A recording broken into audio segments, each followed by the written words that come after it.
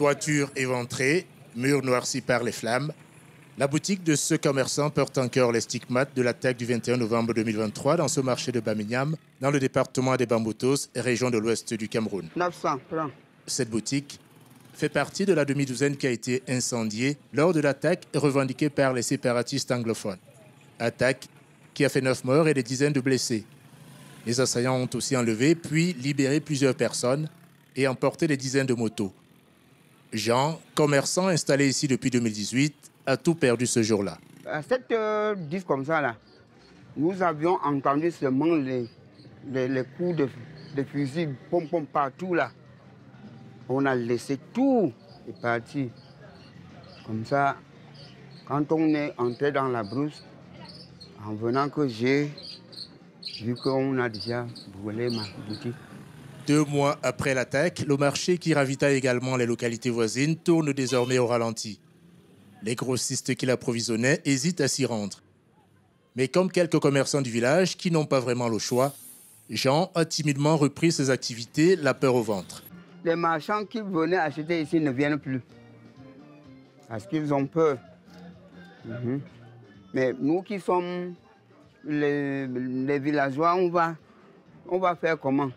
Chaque fois quand on vient ici, on prie seulement à Dieu qu'ils ne viennent plus. Mais on ne peut pas savoir comment faire pour les éviter. Parce qu'on ne sait pas quand ils peuvent encore revenir.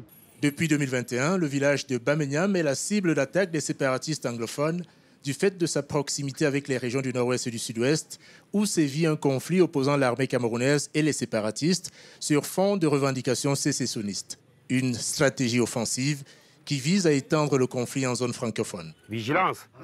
Vigilance. Pour organiser la riposte, les fils du village ont mis en place un comité de vigilance. À leur tête, Hilaire, 34 ans. Ce jour-là, avec une dizaine de ses camarades, il fait le point sur la situation dans le village. On va réfléchir comment est notre secteur depuis la dernière attaque. Ces volontaires ont décidé d'agir eux-mêmes pour empêcher que la crise qui sévit dans les régions voisines ne s'étende dans leur village. On a dit que non, il ne faut pas que cela arrive dans notre arrondissement. C'est un sacrifice parce que nous sommes face à des hommes armés et nous, on est là avec les bras. Une mission périlleuse qu'ils accomplissent sans grands moyens. Quand ces gens armés viennent, c'est nous d'abord les cibles parce que nous les empêchons d'entrer. Nous demandons les motos parce que nous parcourons des kilomètres pour sécuriser la limite. Pour sécuriser la limite, il nous faut des matériels, les motos surtout. Et les téléphones et les crédits de communication. Baményam n'est pas le seul village ciblé par les séparatistes anglophones dans cette région de l'ouest du Cameroun. En 2022, plusieurs attaques avaient visé la ville de Babadjou, faisant au moins 2 morts et de nombreux blessés. Depuis, les autorités ont renforcé les mesures sécuritaires. Majesté. Bonne arrivée. Merci beaucoup. Bonne arrivée, monsieur. Comment ça se passe ça? On est là. Comme chaque semaine, le sous-préfet de Babadjou fait la tournée des villages sous son autorité. Cet après-midi, il vient s'enquérir de la situation sur le terrain auprès du chef du village Balepo qui a la particularité d'être limitrophe à la fois des régions anglophones du nord-ouest et du sud-ouest. Alors, quelles sont les situations au plan sécuritaire de la dernière semaine? La localité accueille plus de 200 familles anglophones ayant fui le conflit. En première ligne, le chef du village, Joseph Ngelewo, travaille en étroite collaboration avec les autorités pour prévenir tout risque de contagion. Quand il y a une information, le chef de bloc m'informe, moi j'informe l'autorité administrative.